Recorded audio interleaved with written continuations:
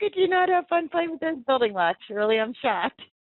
Well, if you can't get to your building blocks, it's You kind of can't hard get to to play them? with them. Why can't you get to your building blocks?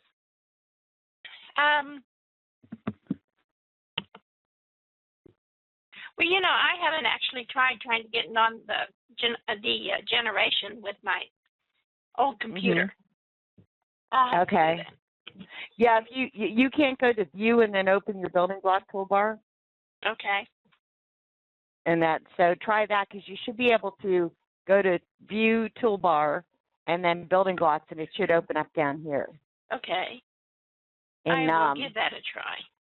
Yeah, let me know if you can't, because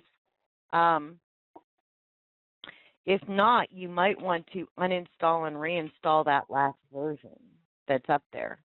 And you should be registered with your email address and your zip code. Okay.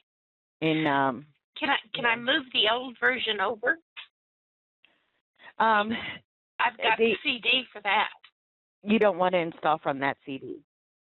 Okay. You never want to install from that CD again, because that CD is probably a very old version and your dongle may not work with it. Okay. So it's like well, you don't have Espresso, but it's like the Espresso program. You know, like the CD that came with the software is probably so outdated that, you know, once you download that new one from their website, and it's free, like not the upgrade, but the standard upgrades are free. So you should be registered by your email address and your zip code. Like your password should be your zip code. Okay. And then you should be able to access that. Remind me at the end, and I'll show you how to get through their system to get to it. Okay. But so Fran, you played with the building blocks a little bit? Yeah. And I played all morning, one morning with the swirly designs and the building blocks, and I found some building blocks that I didn't know was in there, and I had fun. Yeah, you can pretty much turn anything into a building block, and like you saw last week, you can save a design. I have lots. Yeah, and there's a way to delete them in your secret text folder if you ever want to delete them. But you should also, anytime you go to upgrade, if you've made building blocks or motifs or anything that you've created, there's folders that you're going to want to make sure that you back up or make a copy of before you upgrade anything. But this week, what we're going to do is, let me turn down this building block bar. Okay, we're going to look at beginning to make a design. And, we'll start off with something pretty simple, and then next, in 2 weeks, we're going to kind of ramp it up to a little more complicated design. But a lot of times we're used to doing the automatic, and, on the automatic, it's kind of limited, but there are some neat things that it can do as well. So I'm going to go ahead and insert an image. And, I have like this little, she's just like a little red worky kind of design, only she's in green, right? So I'm going to go ahead and put her in. And it says it's a scanned image because it's a bitmap. And I don't want it to be a scanned image. I want it to just be simple artwork. And I'm not going to let it auto-select because probably within this bitmap, there's several colors of green or shades of green. So I'm going to take auto-select off. I'm going to tell it I want 2 colors. And, I'm going to go ahead and use that pick color tool. Here's the green I want, right? And then white. Those are my 2 colors. And from here, I'm just going to go ahead and say OK. Now, on this one, this is quite large. I don't know that I need it quite that large. She's just supposed to be like a little red work design. So I'm going to go ahead and just make it like 140. 140 by 198 is what it ends up being. I'm going to go ahead and say OK. Now, looking at her, here's the white sections, right? But here's the green section. Okay, some of the green section. Here's her eyes, right? Well, she's supposed to be like a red work design. And even if I shrank this down, here's what she ends up looking like. Ready? Okay, so that's what she looks like. She's got a satin border, right? even if I shrink the image down and, try to make it smaller, let me go back and tell it simple artwork again.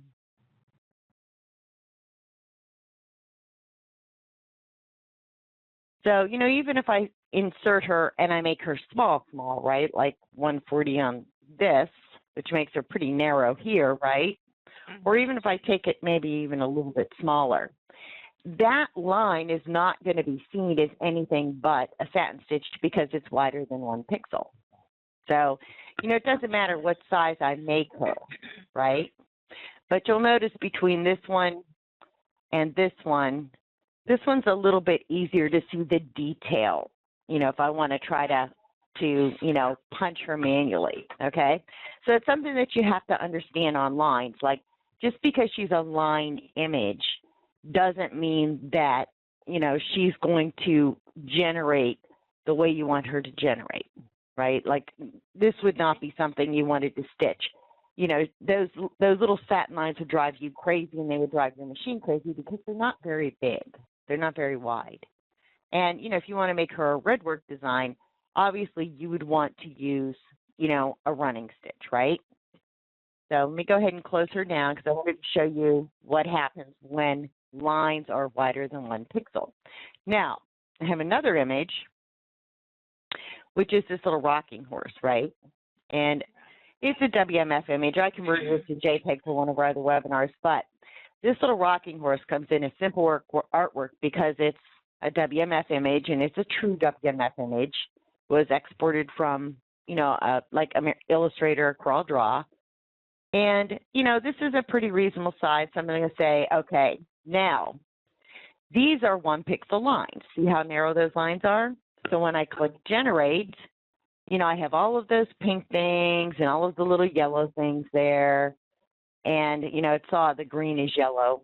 And, I have some little black things. But when I start looking at what these lines are here, if you look down here, it says double run, right? So, it truly is a line. The problem is there's nothing here. See, if I generate this, right? See how there's no flashing lines here? Yes. So because it's a 1 pixel line, it doesn't see the separation in, those areas, okay? So it's like this, half a dozen of one, half a dozen of the other here, right? But I could use the magic wand if I wanted to. I could come in here and I could say, okay, and you can see the magic wand is picking up those black lines, okay? So the magic wand will pick up those black lines for me. And I could do it that way if I really wanted to, create those areas, right? So does that make sense to you guys so far? Yes. Are they going to be running stitches where the black line was? Right, the black line right here, they're running stitches. Let me turn off the image to see what we've got. Okay, these are all running stitches. But when I had the original image, these black lines weren't enough to show the program that these were distinct areas, right? But I could use the magic wand to select them. So let's go back a few times here.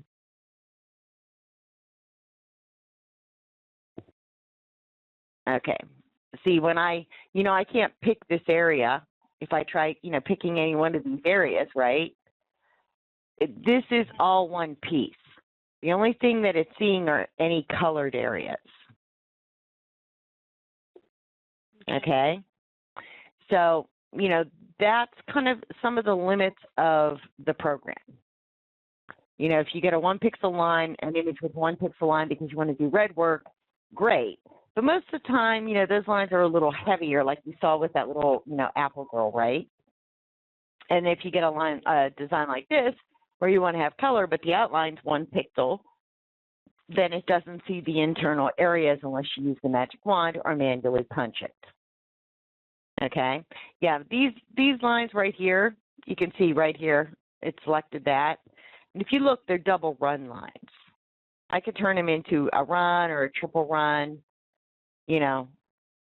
anything I want, see?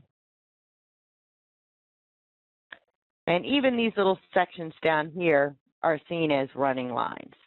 The only thing that's seen as a satin is the eye, and there's a little piece right there that the program picked up, maybe where a bunch of lines crossed. That was seen as an area and not a line. So I kind of wanted to use those images to show you some of the limits of, you know, what the automatic does when it sees an image.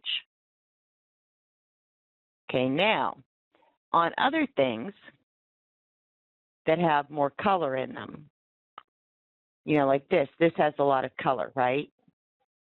Says it's simple artwork because it's a WMF image, and you've got these little lines, but we'll have to see how heavy those lines really are.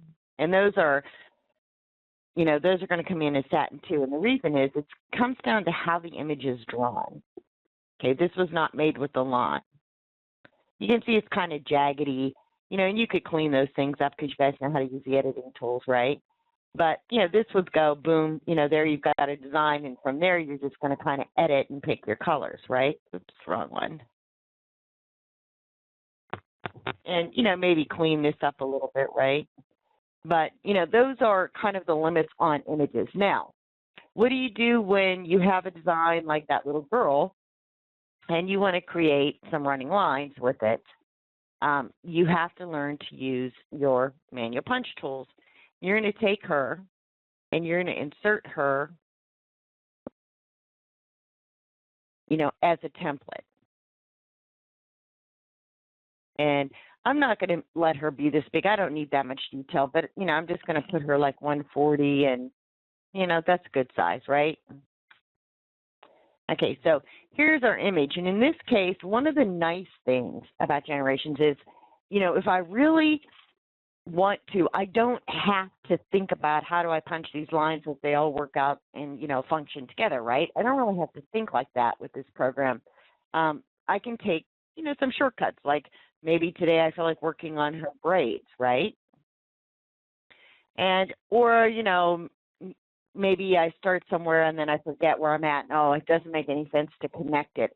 And I don't have to do a lot of backtracking. It's really one of the nice things about generation. So I can use my, you know, running stitch line, and this little, you can see the little window that opens, right? I can click on this and say, you know, I want to make this a triple run. I can even come in here and say, yeah, I don't really like that color. So let's go and let's pick a color. You know, maybe we'll stick in the green range, right? And I want to kind of make her a similar green. So yeah, that's pretty similar, right? Maybe a little bit darker. And I'm going to say, okay, and that's the color that these lines are going to be created in, right? So, and for the most part, I can punch these lines separately and turn this all into one running line. And, you know, it's got some neat little tools. So I'm going to show you how to do this. And you should do this in stages. Like if I come in here and I start, you know, left click makes my anchor point, right? Like the square point. Right click is going to give me curves, right? Yes. So I'm going to come up and, you know, come around, and I generally try to not overlap lines.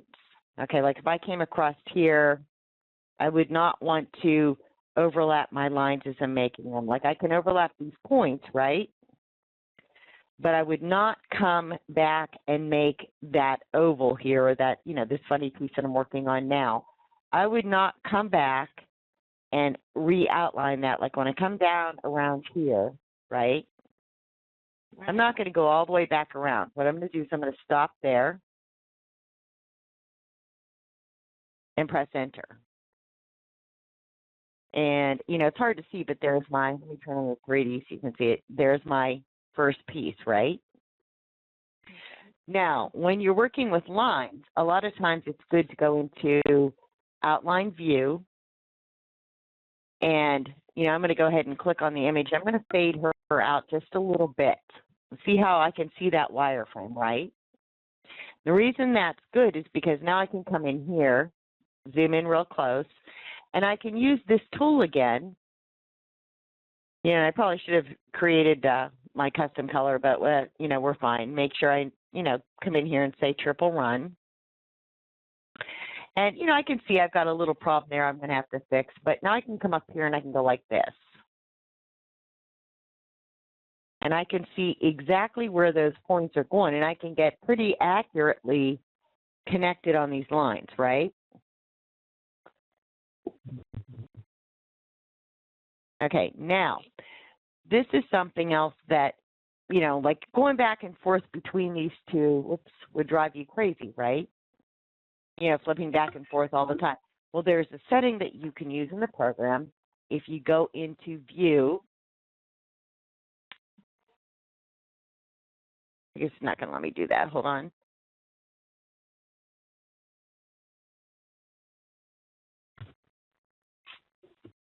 I should have probably closed that out because I think we're going to close. So hold on, let me pause this. Unpause us. Okay.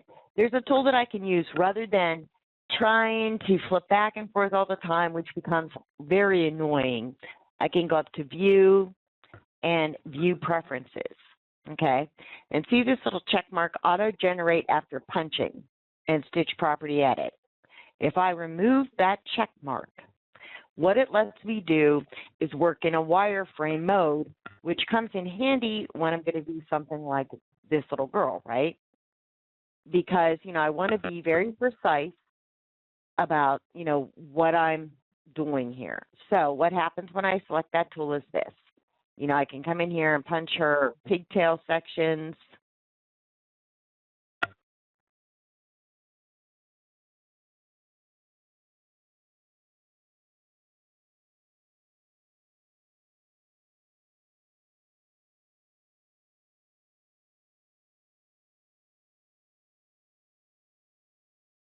And I'm going to kind of stop there on that one.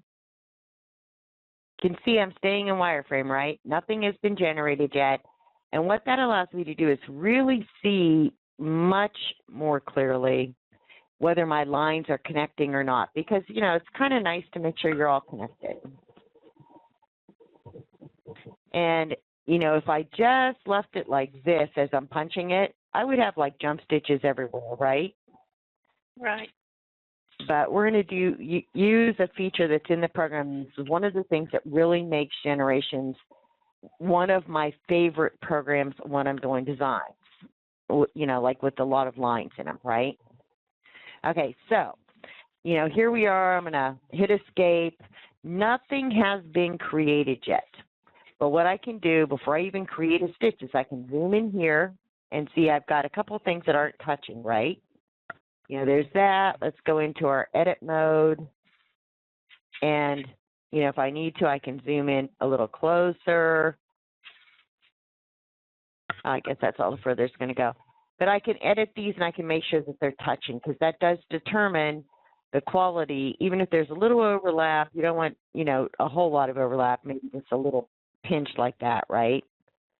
Because there's a whole lot of things that are going to determine how well these merge together because we're going to use that tool. Okay, so we've got, this is looking pretty good. Use the little arrows on your screen and scroll around a little bit. I've got a little, kind of funny overlap here. I can just, select that and maybe pull that apart a little bit, smooth that point. And, that's not going to make a big difference on what it looks like when it stitches. And, okay, so now let me go back out to 101. Okay, so now I have just a wireframe section of this design done, right? There's no stitches in it yet. Nothing in the stitch view, right? So I can come over here and I can press my right mouse button and drag around all of these things that I just punched. If you're not in select mode, you'll see the shadowed portion. And, right click, oops, let me grab all of these again. Right click on one of the shaded portions, and lines are sometimes a little bit harder to right click on, and say merge, and then generate. And what I've done is I've created one piece. This is now one piece. Okay, see? Everything that I punched is now one piece. So you know, no matter how complicated that would be, I would have been backtracking and going back and forth. And, you know, so that's one of the nice things about this program is no matter how complicated something is like this, I can merge them together. I don't have to think about my in and out points. The program's just going to do it for me. And I can continue to do that, like I could do her entire braid, right? I would go back into wireframe. See my wireframe? You know, zoom in on a section, especially something that's kind of detailed, and just select your run tool. And you can begin to, you know, connect these, right? And, you know, like there's this piece here that comes up. You know, I could go ahead and just make this piece go round. Oops. And, you know, I'm pretty certain that even if I, you know, especially if I put a click there, whether it's a right or left click, that, you know, those are going to connect properly. You know, and sometimes it helps to come up and start at the top so you can see that wireframe, because as soon as you start making another area, that wireframe turns into, you know, what it is, a wireframe, right? So I can connect this and come down and connect this piece into this.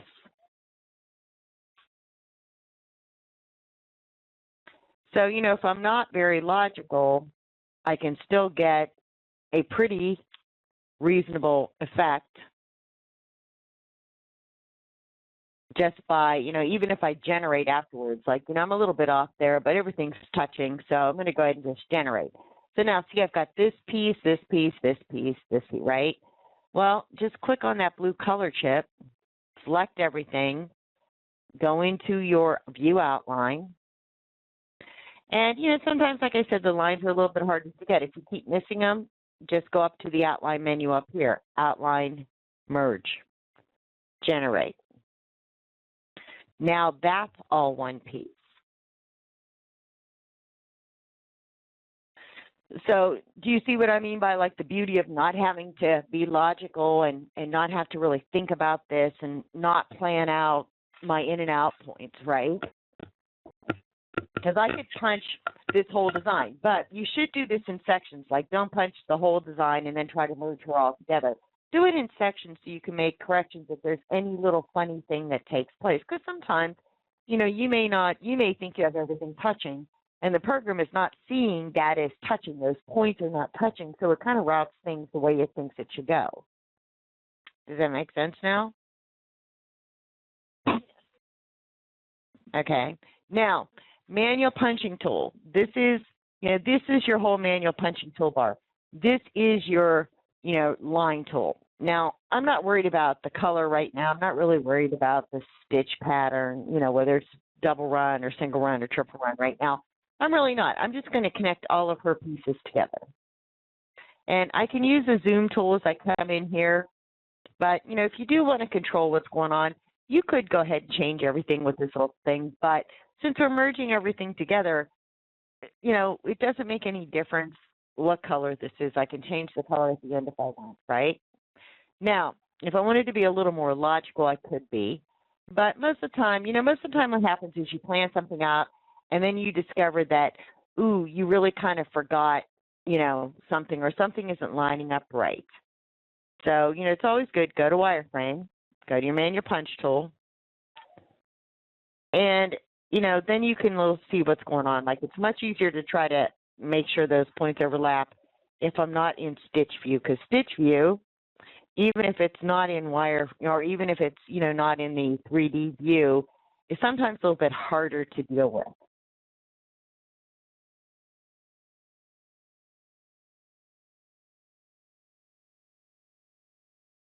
You know, sometimes, like, what I'm doing now is, like, you know, I'm trying to file or follow some kind of logic, right? But sometimes, you know, you look at something and you think there's just no way to be logical here. There's no way to make sure that this piece gets done and this piece gets done. Or, you know, maybe your logic was that it was just easier to do all of those outside pieces and then come back and do the center piece. Well, no matter what you've done, as long as these lines are touching, you can merge them together. And as a matter of fact, if they're not touching, you can actually merge them together as well. And that's part of the problem. Like, that's why I said be careful. Make sure that they're touching or fairly close.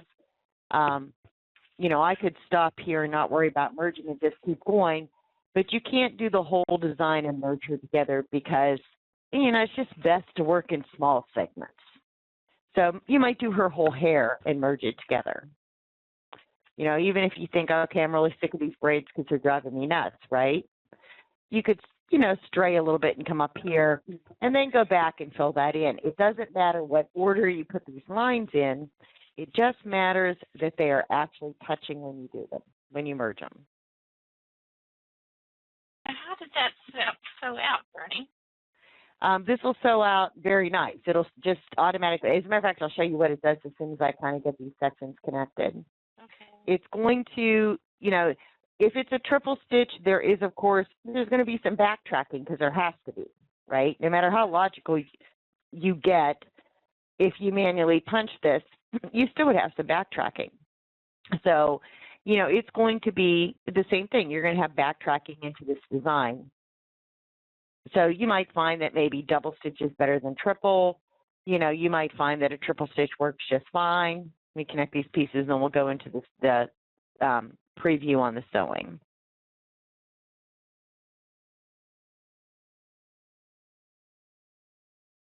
You can see, you know, like I have to connect these two pieces together. And if you make a mistake on punching a point, just press your backspace bar and it takes that mistake out.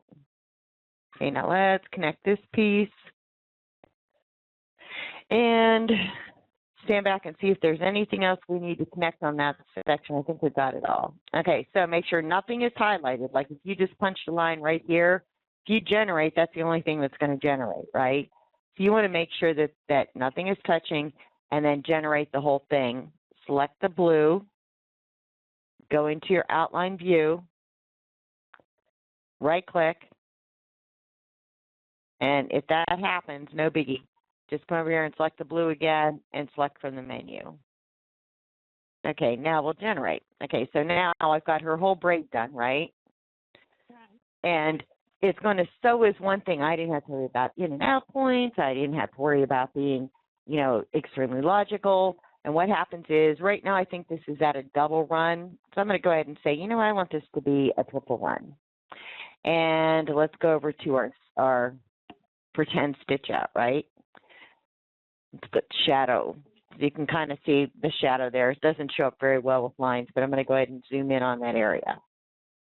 Okay, now I'm going to go ahead and we'll do the stitch player. And it's kind of zooming through that pretty quick, but you can see what it's doing. There's no jumps. And I can see like right here, I might have to fix that area, right? Right. But you can see it just ran all the way through those like nothing. Okay. And, you know, going out of 3D and working in either wireframe or, you know, your regular view really does help you a lot. See, I can see like I've got a little bit of overlap there and maybe not enough here. And I can go in and fix that.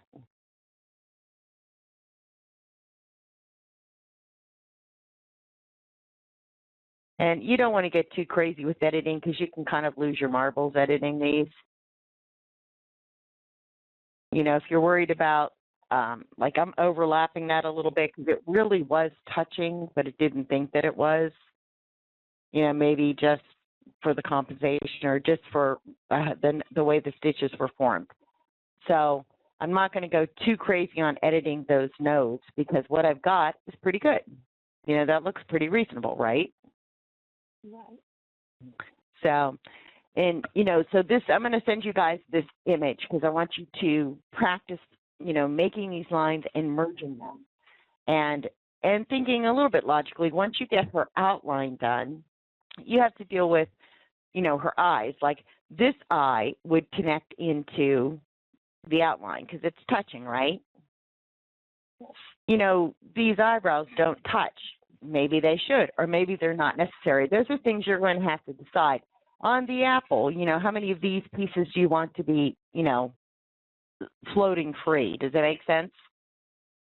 or maybe you just want a couple of them and make them a little bit bigger. So you get to play with those choices, but mostly I want you to practice using the line function. If you are very good at drawing, this function right here is a continuous line.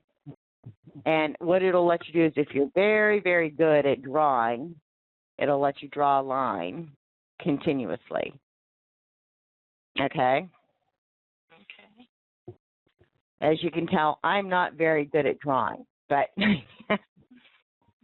but you know, if you have a tablet, you might find that that's an easier way to do. You know, print the picture out, put it underneath your tablet, and just trace, and use that continuous line tool. It's the same tool. You just hold your left mouse button down. Okay? So now, once you merge something, you already know you have your divide with the line tool, right? If you run into a problem where something doesn't want to merge correctly, you know, just go back, right? Well, I can't go back on ours because we did a few things, but once you merge, if it doesn't merge the way you want to, you have something really funny, take a step back. Go in and check those points and make sure they're touching, or maybe just try merging a few pieces together at a time rather than, you know, a bunch of pieces. Sometimes, you know, it's just a funny little point that it doesn't see. And sometimes, you know, you may be tired, you don't think, and you have something like this where you've punched the outline of the apple, right? And remember I said it'll merge everything? It will merge these. If I come in here and I say, okay, merge. See? That is a running stitch between there. If you get something like that, just undo and undo. If you generated, that's one undo. If you've merged, that's a second undo, okay? And because, you know, if you're telling it to merge something, it's going to do it. Okay. So, okay, so I'm going to send you this design. I want you to play with, you know, practicing merging lines. And, you know, the braids are probably a little more challenging. You might want to start with maybe the apple or maybe the pieces of her apron. And if something happens where you have a funny little thing where it just doesn't want to merge right, and you get this funny little line, no big deal. You don't have to, like if you have these all merged together and you have this all merged together, and then you've got the apple that won't merge into that, or the apron, or, you know, so what? It's just a section. The program is going to adjust your in and out points, and if it doesn't, then you come over here and you click on the pieces, right-click and say Properties, and make sure that these are not checked. If these are checked, then it's going to go by the in and out points that you created. If these are unchecked, then the program's going to automatically adjust those in and out points so that those sections will merge, will kind of sew together, even if you can't merge it as one piece. Does that make sense? Yes. Okay, so, you know, say for example, if I try merging this into, you know, like the whole braid, and I can't get this to merge properly with this, leave that piece, leave this as a piece, go on to the next section, and you can have multiple merged sections and they'll just sew together as long as they're in the proper order. Like you couldn't merge her braid and then try to sew down to her feet without a jump, right? You have to have some logic involved. Right. Okay. So do you guys have any questions?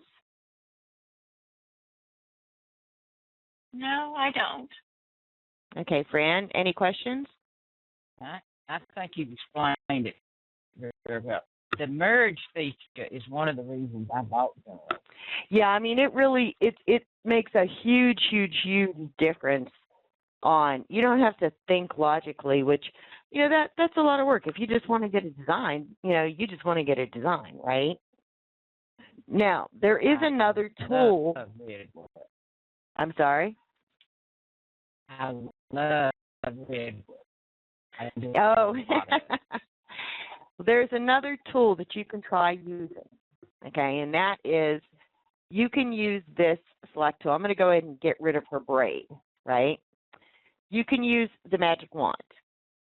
when you have something like this, you know as soon as you pick this, or you could automatically generate it, but you know as soon as you pick that everything's selected. And if you say, okay, you know, it's going to make a satin area, right? So here's the satin area, and, you know, that's not what we want, but there's another tool that you can try. You're just going to end up doing some editing, but you could select this. You could go into your outline view or view outline and make sure that that's all, you know, shaded out.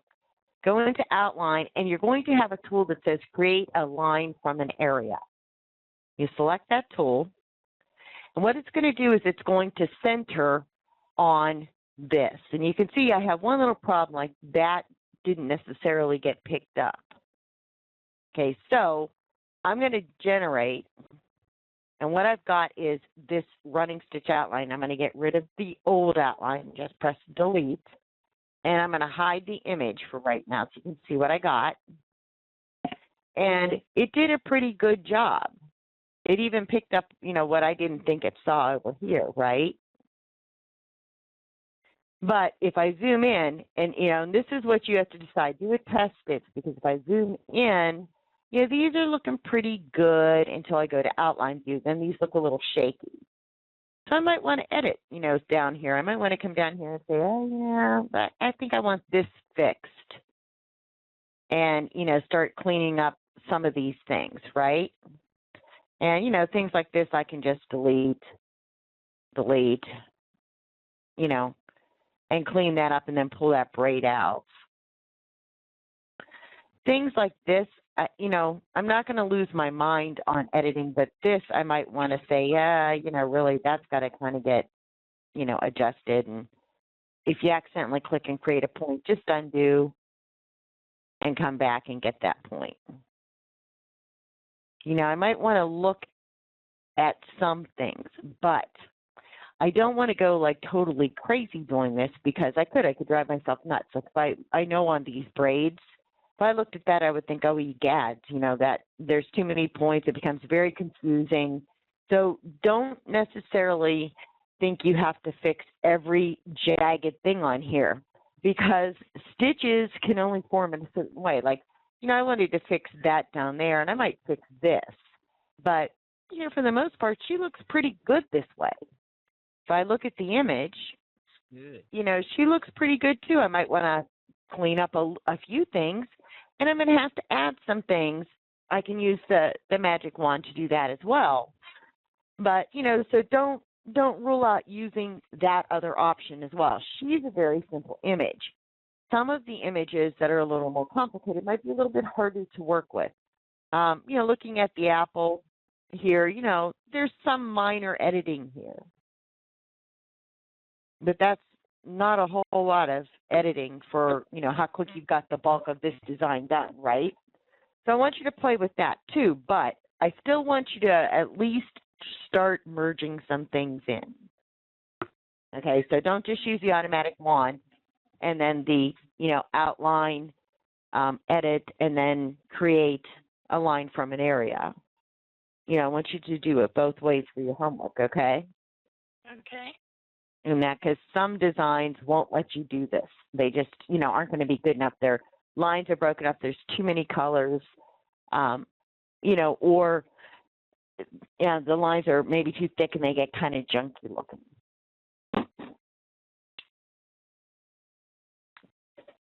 You guys have any questions? Yeah. No, not now. Fran, you good? Oh, yeah. I'll try. Okay, so you guys understand the lines and the merging and how to go in and do the edit, right? You guys you're comfortable with the edit, and then, you know, going. Unfortunately. Shirley, you good with the edit? Yes, I think so. Okay. One of the things here, like if I wanted to fix this, right? You know, I would need to pull this point up. And sometimes if that would have been a curved point, I would have wanted to either delete the point and make a new one. And I can do that by just left clicking and then dragging it and that'll place a point. And to fix this, like right-click and drag it in, right? Yes. Okay, so you guys are good with that. All right, so anyway, so what do you think? She looks pretty good so far for that click and you got a design, right? Yes. Okay, so let me go ahead and I'm going to close her down. I've never done that. You've never done that, the create a outline from area? It's I always found that tool very, very interesting because you could do this, and you saw it doesn't get rid of the original, right? That tool will also let you select this running line and do the opposite, create an area from a line. And how wide do you want that area to be? I have used it. Uh-huh. Yeah. I have used it like putting a line around a piece of a design, but I have never tried it in context with redwood. Oh, okay. Oh, you're talking about like create an outline from area edges. That's a little bit different.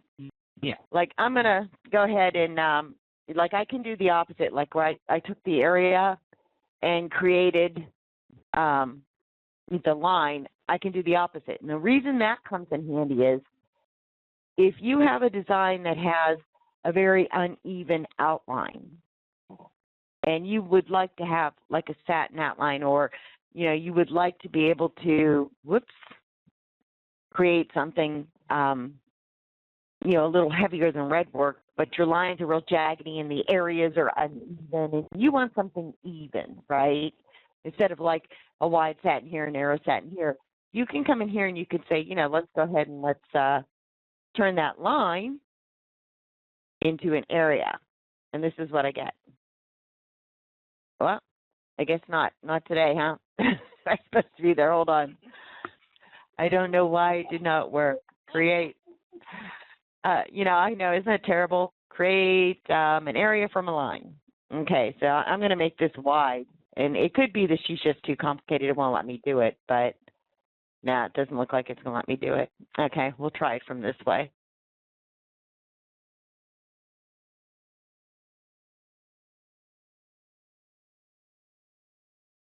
Okay, so you can take an uneven or a line and create it an area. Yeah, that should do that.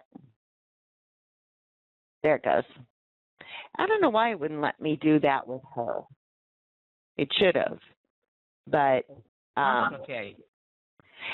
Yeah, it shouldn't have mattered. It should have let me do it anyway and stuff. But nonetheless, you do have that option. And why that's nice is, sometimes you get those designs with those heavy black outlines, and the outlines are kind of jaggedy and uneven, or you scan something in that maybe is a little, hand-drawn and maybe uneven. And you can smooth that very quickly, by converting it to a line and then converting it to an outline. And when you convert it to a line, it centers the line. If you look, she's dead centered on, this line pretty much, right? So, you can evenly space, a satin stitch outline on, something that you need to get rid of the old outline and create a new one. So, okay, let me go ahead and make a new one. And you guys have any questions? You guys are good? Yeah. Good. Okay. Showed me some things I didn't know. Oh, that's always good, right? Okay, I'm going to pull this design back in. And I'm going to send these both to you, but I really want you to concentrate on getting the red work girl done. This one's just kind of a little bit extra. I'm going to insert it as a template too, right? And let's plus this up. Okay. Remember how when we created these, they were uneven? When we auto-created these, remember how uneven those were? And even if I use the magic wand on this, it's still kind of uneven. I'm going to go ahead and say okay and generate that. All right, so, this is what, what it looks like. And you can see it's uneven, right? It's attached to the green leaf. But, you know, no big deal. I can go in and sever that at any time. I can say, you know what, divide this with the line, right? And just chop this off. Right. Okay, so we've got, you know, this all separated now. And that's a pretty crappy looking vine when you really come down to it. And these are going to be pretty awful looking too down here and here, right? You would not want to stitch this out, even if I made this bigger, which I'm going to do. You know, even making this bigger is not going to help. You know, it's not going to help that vine. Just, you know, it just is what it is. And it has to do with how pixeled that image was. You could see how choppy it was when we zoomed in, right? So, you know, because, you know, it's like the computer. Did you ever hear the expression garbage in, garbage out? Yes. And that's the same thing here. You know, that image was very pixeled. So, you know, that's what the program saw, was all those little jagged pixels. So, you know, the perfect tool for fixing that without doing a whole lot of work, unless you know, want to manually punch and get very good at it, is use your outline tool. Okay, create, outline, you know, create a line from an area. There you go, right? Now we're going to get rid of this. Okay, now you want this to be nice and even, so you select it again and go back to outline, create an area from a line, and we just want it to be 1.5, and hopefully it'll do it this time. There we go. So I can get rid of this, and this is much neater. I might fix some of the jaggedness coming around here, right? But the other thing that lets me do is an area now. It's not a line. It's now an area. It's not a satin line. It is truly an area. So when I come in and I delete these pieces, you know, I can make this wider. I can smooth this out. You know, I have a lot more options. You know, if I want to make, you know, this more curved, you know, I have a lot more options with this.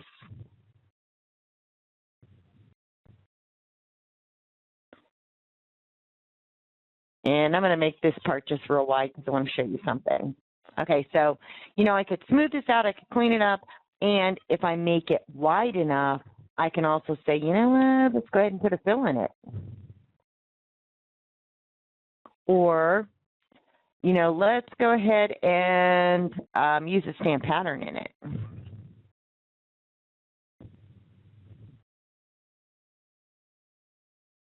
Okay, so, you know, that tool comes in handy. Even though it makes something nice and even, I can still reshape the shape of it, where, you know, a satin line is what it is. It's a satin line. You know, this is double run. You know, if I come in here and I say, you know, let's just make this a satin border.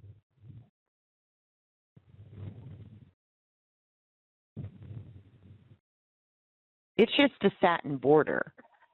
It's not going to be anything but a line. See? You know, I can't reshape this. I mean, I can reshape it, but I can't, you know, make that smoother. You know, making like a curlicue like this with a satin line, it really is just truly going to be a line no matter what I do. You know, no matter how neat I am at punching this, it might be nice and even, but it's going to be a line. It's going to have an end point that's very, you know, blunt.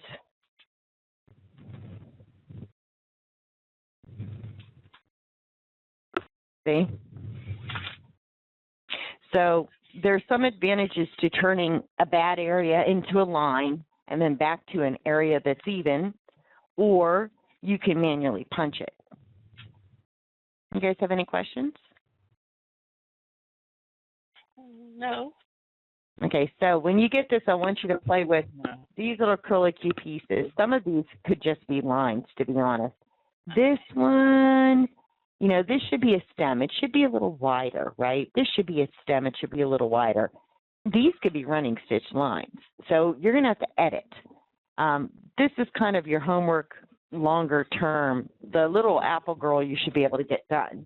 But this one's going to be a little bit of editing practice, you know, splitting these pieces off, making them into better lines and deciding, you know, is this going to be an area or is this going to be just a running stitch line? And, you know, cleaning that up, you know, just kind of to get the basis going. And then we'll work on the flowers and some logic and things like that as we go along with this image, okay? Okay. So you guys are good? No questions, huh? I must be. You have questions? You good tonight. You good tonight. Well, I'm either